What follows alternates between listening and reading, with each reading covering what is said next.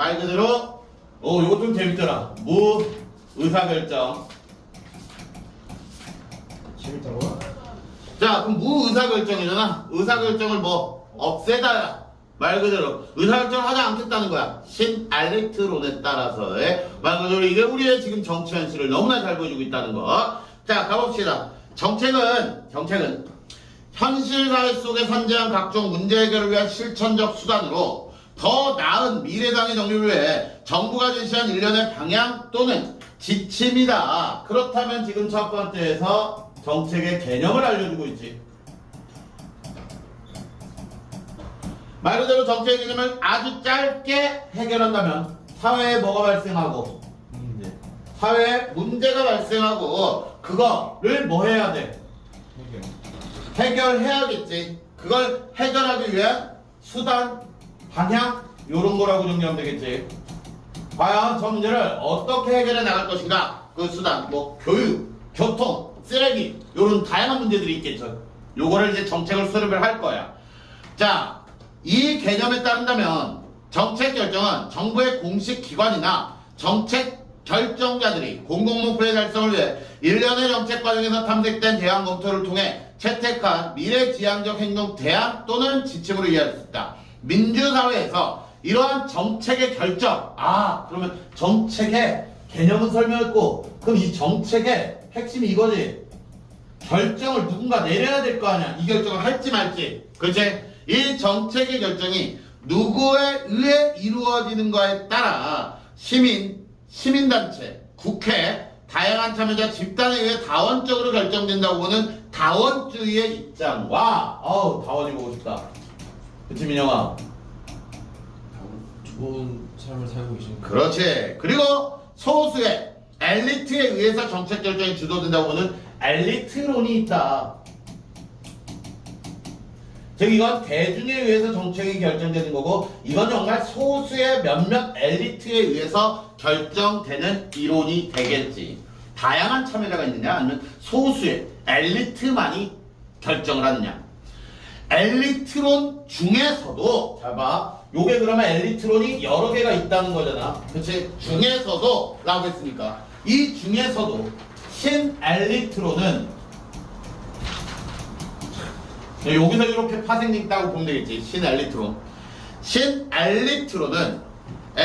실증 연구를 통해 등장한 신엘리트론에 따르면 사회는 소수의 지배 엘리트와 조직화되지 못한 일반 시민들로 구성되어 있다. 이 새끼들이 보는 사회는 두 개로 나누어진 사회다라고 보는 게 되겠지. 즉 지배 엘리트들이 있고 그리고 여기에 살아가는 일반 시민이 있고. 그럼 여기까지 그러면 다 끝났겠네. 그럼 누가 모든 걸 의사결정한다? 소수의 지배 엘리트. 그렇지. 소수의 지배 엘리트들이 결정하고 일반 시민은 그거에 뭐 해야만 하는? 따라야만 하는 그런 결정론이 되겠지. 자, 여기서 이제 지배 엘리트들 중요해. 지배 엘리트들은 어떤 사람들이냐? 출신, 경력, 생활 양식, 직책상의 상호 연관성 등에서 동질성을 가지고 있다. 결국 지배 엘리트의 모집 인원들은 어떤 사람들? 다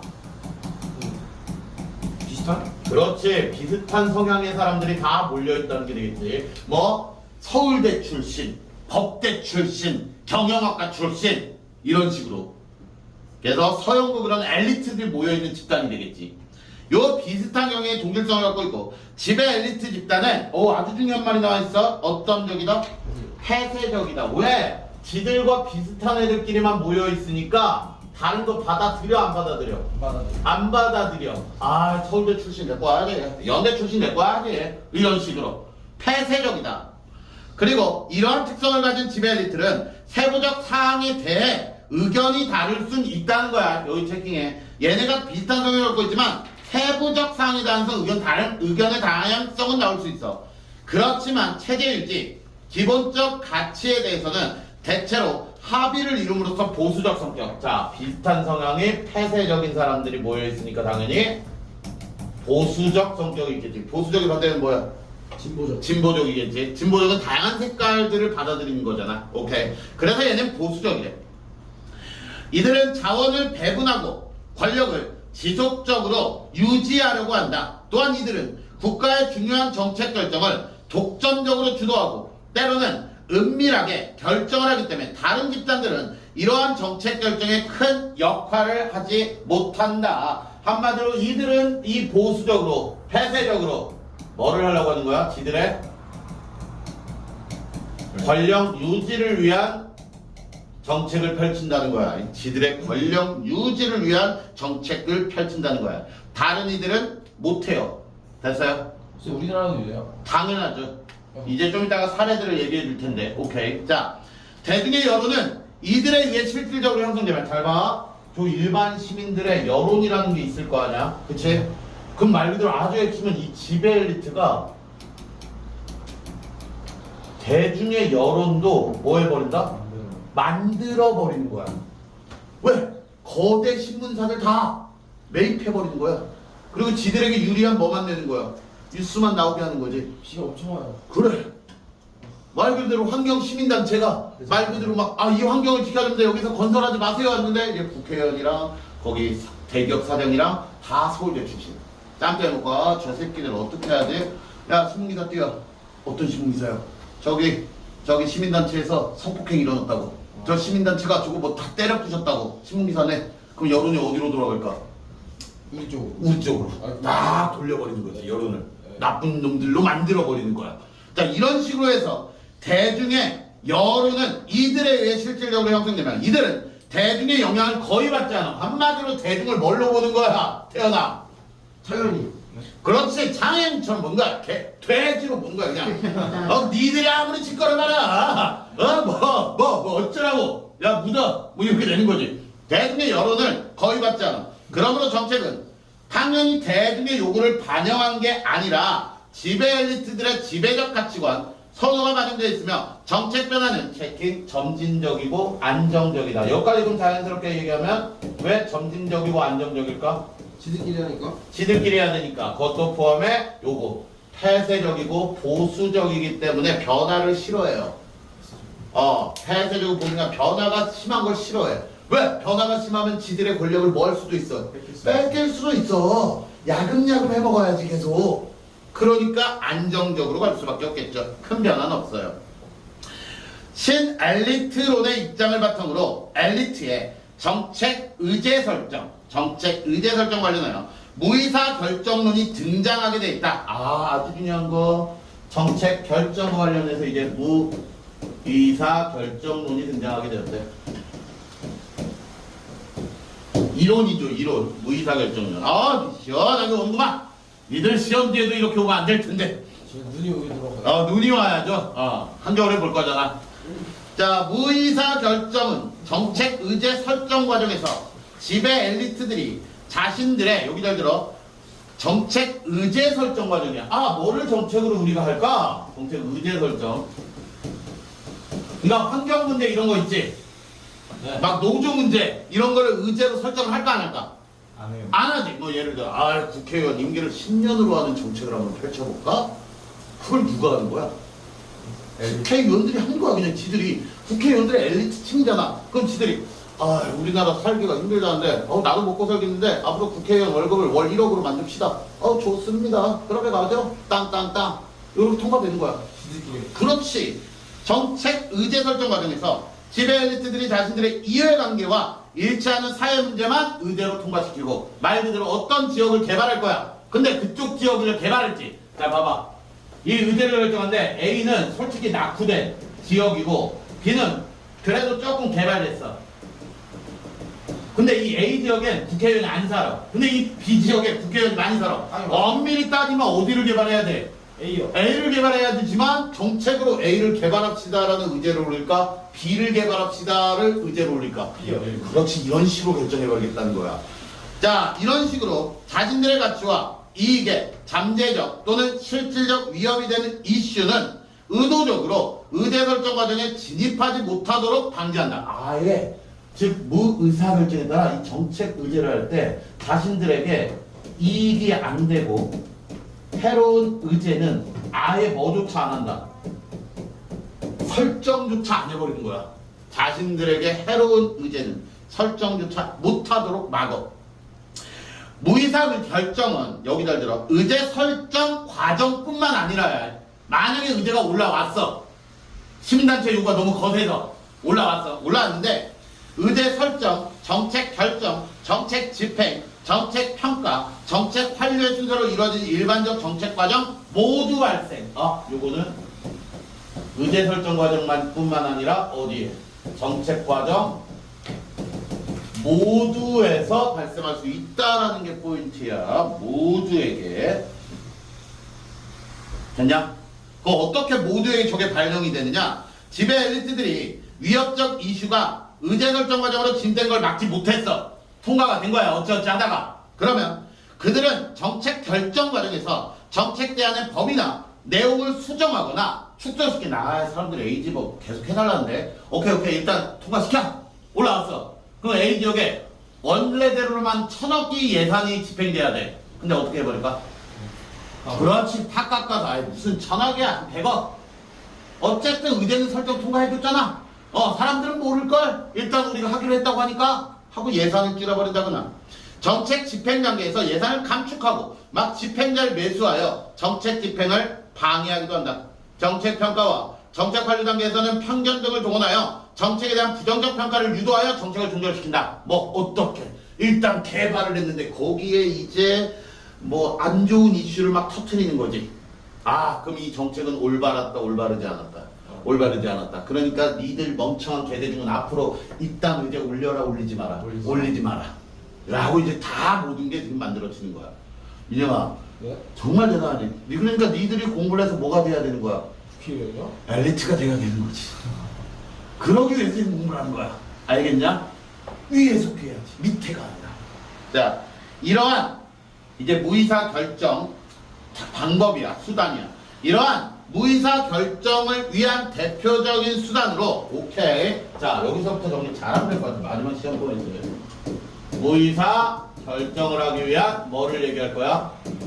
수단, 방법 얘기할 거야. 이 수단으로서 첫째는 폭력의 사용이다. 수단의 종류. 첫 번째 뭐를 사용한다? 폭력을 사용한다. 어떻게 때린다는 거? 씨발 국회의원 일반 시민 때리면 되나? 안 되지. 근데 이건 정책 관련이니까 얘들이 은밀해. 이 수단은 기존 질서를 변화시키려는 의제나 기존 질서 변화에 대한 요구가 정책 의제화되지 못하도록 경찰력과 같은 물리적 힘을 사용해 강제로 저지하는 방법으로 가장 직접적 수단이다. 드럼통? 이런 거 말하면 안 되나? 또 나중에 진짜 거기 들어가면 어떻게 되라고. 자, 직접적 수단으로 말 그대로 어떤 사람들이 그렇지. 우리나라가 지금 완전히 양극으로 갈라졌지. 광화문에 모여가지고 뭐 해라 이게 지금 의제를 설정해달라는 거야. 뭐 탄핵을 찬성하든 반대하든 어쨌든 그게 의제잖아. 그치? 그럼 말 그대로 의제를 설정하기 위해서 사람들이 뭐를 해? 모여서 시위 같은 걸 하겠지. 네. 그 시위를 어떻게 막는 거야? 경찰이요. 그렇지. 강제 해산시켜버리는 거야. 그러면 저 의제 설정 자체가 올라와 못 올라와? 못 올라오지. 그래서 강제로 해산시켜버리고. 민주주의 체제와 정보화 수단에선 이 수단이 매우 신중하게 사용될 수밖에 없다. 그럼 1번은 잘 사용된다, 잘 사용되지 않는다. 잘 사용된다. 그렇지, 그게 포인트. 저 폭력을 쓰면 이제 더 큰 문제가 발생할 수가 있기 때문에 잘 사용되지 않아. 그럼 얘네가 은밀히 해야 되거든 또. 이거 언제까지 이 씨발 때려잡았다가 이제 국민들이 더 들고 일어나겠는데? 오케이, 방법을 바꿔보자. 둘째, 권력의 행사. 두 번째가 이제 권력을 행사할 거야.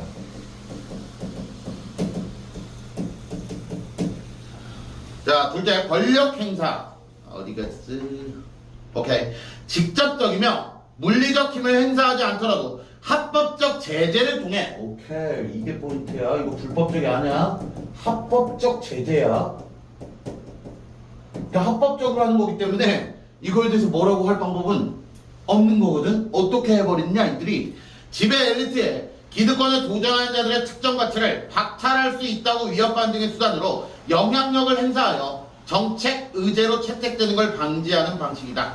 이 수단은 상대를 위협하는 소극적 수단뿐만 아니라, 즉 이 합법적으로 제재하는데 이게 소극적인 게 있고 뭐가 있다? 적극적인 게 있다라는 게 되겠지. 즉, 이 위협하는 수준의 소극. 그러니까 예를 들어 한 언론사가 국회의원의 비리를 잡은 거야. 그래서 이거를 이제 특종으로 보낼지 말지. 이것도 하나의 의제잖아. 저 국회의원 잘못됐다. 라고. 올리지 말지 하는데 그게 그 국회의원께 들어갔어. 뭐 해버릴 거야? 고소. 그렇지. 고소, 고발 또는 세무조사 때린다. 너네 회사. 너 한번 해봐. 너네가 터뜨리는 순간 너네 회사 앞으로 세무조사 들어갈 거야. 그러면 이제 회사는 망할 수밖에 없으니까 회사 윗대가들은 뭐랄까? 그냥 하지 마. 그냥 하지 마. 세무조사는 망해요. 당연하지. 세무조사라는 게 제일 무서운 거야. 기업 입장에서는. 왜요? 원래 기업은 돈을 쓸 때 모든 걸 장부에 남겨야 돼. 왜냐면 이제 투명성을 위해. 근데 보통 다 뒷돈 해먹는 게 있어. 예를 들어 짬짬이로 공사 계약 따내면서 1,000만 원 더 줄게. 그냥 우리 회사에서 하자. 그런 거 다 남겨야 돼 원래. 불법이잖아. 근데 이제 세무조사 들으면 돈이 하나도 이렇게 안 맞는 게 맞아 떨어져. 그러면 너네 불법했네? 와 5천만 원을 불법해서 와 5억인데 여기는 와 이 새끼는 세금 존나 때려박아야겠는데 세금 막 5, 10억 20억 세금을 때려버려. 니들이 이제까지 불법을 했던 것들. 그럼 회사 망하지. 그래서 세무조사가 제일 무서운 거야. 자 근데 외부에 영향력 있는 유력 인사를 영입하여 영향을 행사하는 적극적 방법으로 나타나기도 한다. 자 유력 인사 를 영입해가지고 한마디로 사장을 바꿔치기 해버리는 거지. 언론사의 사장을. 그럼 그 사장이 딱 들어오면 여기 다 불가리해 싹 다 잘라버려. 이런 식으로 될 수도 있다는 거. 근데 다 합법이지. 합법적으로 꽂아줄 거니까. 자 셋째. 어디 있어. 셋째는 지배적 가치나 규범 및 신념을 이용한다. 이게 제일 무서워. 지배적 가치나 신념. 우리나라에서 가장 많이 펼쳐지는 게 저 셋째인 것 같아요. 지배적 가치의 규범, 신념을 이용한다. 이는 지배적 규범이나 절차를 강조함으로써 기존 질서에 대한 도전을 비민주적이다, 비애국적이다, 비도덕적이라고 치부거나 확립된 절차나 규칙을 위배, 침해한다는 이유로 억압해버리는 방법이야. 그럼 이건 뭘까?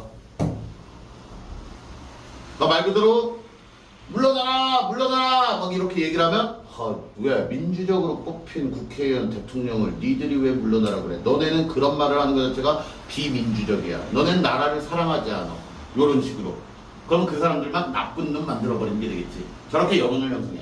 자, 또 다른 방법으로는 그럼 넷째가 되겠지. 근데 넷째는 뭐 셋째랑 거의 동일하다고 보면 되고 기존의 규범, 규칙, 절차 자체를 새로운 걸로 수정하거나 강화하여 지배적 규범이나 절차에 대한 변화 요구가 의제화되지 못하게 봉쇄하려는 거야. 한마디로 지들 유리한 쪽으로 지금 법을 뭐 해버린다? 바꿔버리는 거야.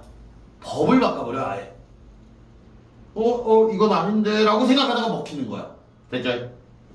이러한 의사결정의 수단은 현대 사회에 들어서 둘째나 셋째, 자 지금 1, 2, 3, 4했지. 4번은 귀찮아서 안 썼어. 요 2번이나 3번이 많이 쓰인다는 거야. 이 2번이나 3번이 주로 사용되는데 문제는 발생해. 이 수단들의 사용이 표면적으로 드러나지 않는다는 거. 얘네가 무의사결정 수단을 했지만 이게 표면적으로 드러나지 않는다라는 말은 뭐야? 대중들이 모른다. 그렇지. 대중들이 몰라. 우리가 지금 탄압당하고 있고 우리가 원하는 게 지금 이루어지지 않고 있다는 사실을 모른다는 거야. 그냥 막 시위하는 사람 보면 저 새끼들 나쁜 놈 이렇게만 인식을 하고 왜 하는지를 몰라. 내비둬. 지금 창현이 힘들어. 오늘 3, 4일 뜨면서 위에는 끄덕이고 있어. 그래 창현이 힘들어 지금. 그래. 야 창현 지금 자기네 나라 위험하잖아. 요즘 계속 트럼프가 때려가지고 지금 막 심기가 지금 불편해. 진핑이 아들로서 지금 뭔가 트럼프만 보면 죽이고 싶지. 네? 네? 오케이. 오케이. 자, 너 이제 조심해라. 지금 무이사 결정론에 의해서 너 지도에서 오케이. 저 1번으로 팔아줄 수가 있어. 자, 이제 사람들이 이걸 몰라. 이에 대해 프레이는 무이사 결정이 이루어진 줄 확인하기 위한 자, 요거 중요해. 드러나지 않는데 요걸 일어났을까? 라고 확인 절차를 알려줄 거야 우리에게. 프라이라는 사람이 니들은 모르겠지만 지금 이게 은근히 일어났을 수도 있어. 라고 확인하는 방법을 알려줄 건데. 자, 마무리 빨리 하자. 자, 핵심 쟁점 선정, 영향력에 대한 기대의 정당화, 방지 권력 체계의 증명을 제시했다. 몇 가지를 제시했다? 세 가지를 제시했다. 첫 번째가 뭐?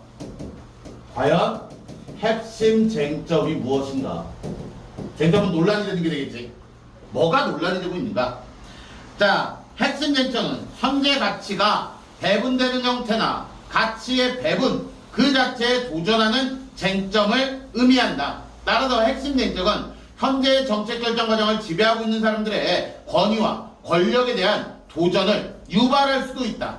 왜? 니들만 헤쳐먹냐? 골고루 나눠 먹자! 요런 핵심 쟁점. 핵심 쟁점을 선정하기 위해선 얼마나 많은 사람들이 영향을 받으며 얼마나 많은 종류의 자원이나 얼마나 많은 양의 자원이 분배되는지 현존하는 자원 배분이 얼마나 변경되고 있는지를 파악해야 된다. 그럼 핵심 쟁점은 자원의 뭐와 관련된 거? 배분과 관련된 거. 말 그대로 이 자원의 배분이 적절히 우리의 세금이 적절히 지금 배분되고 있느냐? 요 쟁점을 선정해라. 찾았어.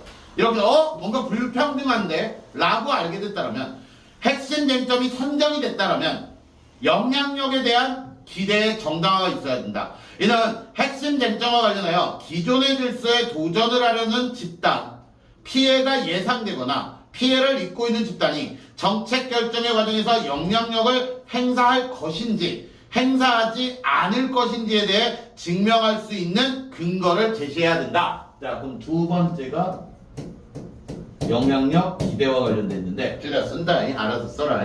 자, 말 그대로 이 새끼들이 이 자원을 배분하면서 이 영향력을 행사하고 있는가, 이걸로 인해 지금 피해를 본 사람들이 있는가를 따져봐야 된다고. 움직임이 있는가. 자, 마지막으로 방지 권력 체계의 증명은 핵심 정쟁과 관련한 영향력 행사를 그럼 이렇게 찾고 영향력을 행사하는 거 찾고 그럼 마지막까지 가서 이제 마지막으로 3번은 이 무의사 결정을 위한 수단과 같이 방지 권력 체계를 활용하여 좌절시킨 거. 봤더니 이 방지를 통해서 결국 피해를 봤구나. 피해 본 게 좌절이 됐구나. 사람들이 힘들어하고 있구나. 영향력으로 인해. 자, 사회적으로 쟁점이 되는 많은 사항 중에 정책으로 결정되지 않는 경우가 많이 있다. 또한 사회적으로 그럼 이유를 알겠지? 문제 내면 왜 결정이 안 될까? 사회적으로 쟁점이 되는 많은 상황 중에 정책으로 결정되지 않는 경우가 많대. 왜? 엘리트들이 지들끼리 그렇지. 엘리트들의 이익에 부합하지 않기 때문에. 자, 또한 사회적으로 그 필요성이 제기된 이유, 상당한 시간이 경과해서 정책으로 결정되는 경우도 다수 존재한다. 이렇게 정책 결정이 지연되는 것 중에는 적정한 정책 절차를 거치기 위해서 지연되는 경우, 적정한 정책안이 제시되지 않아 지연되는 경우, 이해관계자의 동의가 이루어지지 않아 지연되는 경우 등이 존재하지만, 즉 지연되는 케이스는 어떻다? 다양하다. 지연되는 케이스는 다양하다. 이런 정책 지연의 사유로 정당화되지 않은 정책 지연도 다수 발생하고 있다. 무의사 결정론은 이와 같은 사회 현상을 설명하는 하나의 이론이다. 그래서 이론 한 개를 얘기해주고 끝난 거야. 그래서 더 상반된 이론을 바탕으로 이렇게 가면 OX? X. X. 오케이. 무의사 결정 끝.